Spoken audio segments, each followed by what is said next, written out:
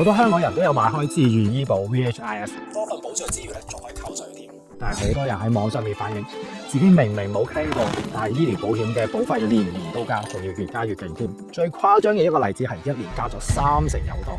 自願醫保究竟係咪全香港保險公司死咯？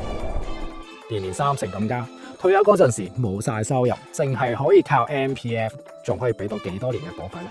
今集就同大家講下自願醫保點解加價加得咁勁，大家喺買之前要留意啲乜嘢嘅因素呢？而買咗之後又可以點樣做呢？咁自願醫保咧係有幾個級別嘅，最基本嘅保障咧就叫做標準 standard， 比標準更加多保障嘅統稱就叫做靈活 flexi。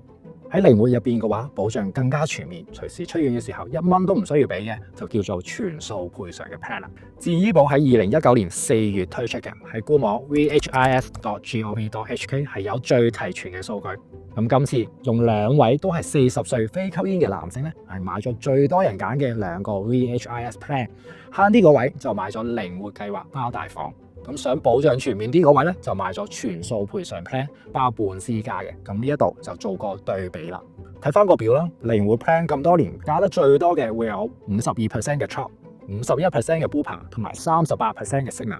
如果計翻每一年平均嘅升幅 ，CHOP 會係8.7%，Bupa 係7.4%，Cigna 會係6.4%。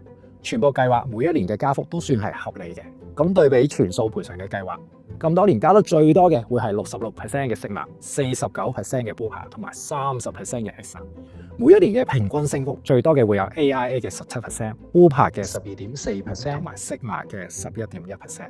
而加得最少嘅會係 CHOP，因為佢係24年度推出，而家咧暫時係未加價嘅。咁我哋比較翻啦，整體嘅半私家房嘅加幅咧係會比大房明顯會加得更加高。咁都冇一下加30%有多㗎。咁我哋繼續睇埋落去。咁點解仲係有咁多投訴呢？講翻少少歷史先。之前大部分嘅人咧係揀咗啲分細項賠償嘅 plan， 加價嘅幅度咧相對係細嘅，咁咪少啲投訴加保費咯。但係有啲人發覺埋單嘅時候，保險嘅賠償大部分嘅情況咧係 cover 唔晒所有嘅開支嘅，多多少少都要自己俾。咁所以全數賠償嘅 plan 咧就應運而生啦。咁係呢幾年咧成為咗主流添。當受保人係後生嘅時候咧，保費自然唔係貴，保障又多咗，梗係好吸引啦。但係隨住年紀慢慢增加，後期嘅加幅就會幾何級增長，好容易失去咗預算。除咗年紀大咗，加埋買多咗保障之外，自願醫保嘅保費調整仲會關乎集體性質 pool rating 呢件事。保險公司係唔會因為一個客戶自己嘅索償記錄咧而單獨加價，而係根據成個產品到底 claim 咗幾多同埋醫療通脹而去調整嗰個保費表。另外，隨住年齡嘅上升啦 ，claim 嘅機會大咗，保費自然會越嚟越高。咁觀察力強嘅人會發現，同一個歲數，今年嘅保費都係比幾年前貴咗嘅喎。點解呢？第一，會係因為醫療通脹、藥物嘅費用、醫療嘅服務同埋器材持續加價。新嘅藥物同埋器材需要投入巨額嘅人力物力做研發，藥廠係一定會提高售價，從而去彌補翻個研究成本。事實上，醫療通脹唔係單單香港獨有嘅，而係一個全球嘅現象。根據翻風險管理公司 WTW 2026年全球嘅醫療趨勢調查報告，26年嘅全球醫療通脹咧係維持喺10.3%，而亞太區更加係最高嘅14%。第二，索償比例嘅持續上升，自願醫保推行咗之後，整體嘅索償比例顯著提升到90%，高於傳統醫保嘅接近1成。更加濫用嘅情況咧好 common， 進行咗一啲非必要嘅檢查同埋治療，例如預防性嘅身體檢查或者係美容嘅項目。不良嘅醫療機構為咗增加收入，更加會將一啲非必要嘅項目包裝成為醫療必須，鼓勵客人透過醫保去埋單。而保險嘅 agent 為咗增加客戶嘅信任，都會選擇咗隻眼開隻眼閉，盡量配合。第三，自願醫保嘅市場其實競爭相當激烈，保險公司推新計劃嘅時候，定價同埋折扣都相當進取嘅。咁啲人 claim 多咗，利潤嘅空間都好有限。最後會導致咗保險公司每隔幾年都只可以透過調整保費嚟維持財務嘅可持續性。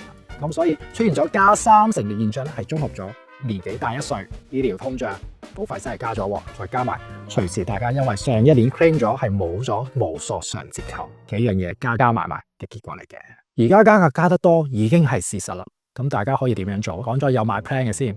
如果自問健康冇乜病歷冇乜 claim 過嘅話咧，面對加幅大嘅 plan 係可以自由去選擇嘅。如果個底已經花咗，病歷成本報咁厚，咁不如乖乖地唔好轉啦，留喺原來嗰度唔好搏。但如果真係想去轉去新嘅 plan 嘅話，就要留意翻自己嘅身體狀況。重新核保嘅時候咧，係有可能會多咗額外嘅保費，都會有機會係多咗一啲嘅不保事項嘅。如果完全未買嘅話，就可以揾一個近年加價相對溫和嘅計劃，優先揀一啲可以提供無索償折扣同埋運動可以減保費嘅 plan 啦。咁最後講翻，市場上面真係有好多個產品，但係加價嘅幅度大同細都唔代表個產品係好或者唔好，仲有 N 個因素去考慮嘅。咁想揀一個適合你嘅計劃，等自己冇咁容易失去預算，可以 inbox 同埋 comment 揾我哋，或者去翻我哋 IGM 嘅 website 留低你嘅聯絡資料，到時就會有專業嘅顧問聯絡翻你哋噶啦。咁覺得呢一條片幫到你嘅話，不妨 like and share。下條片見，拜拜。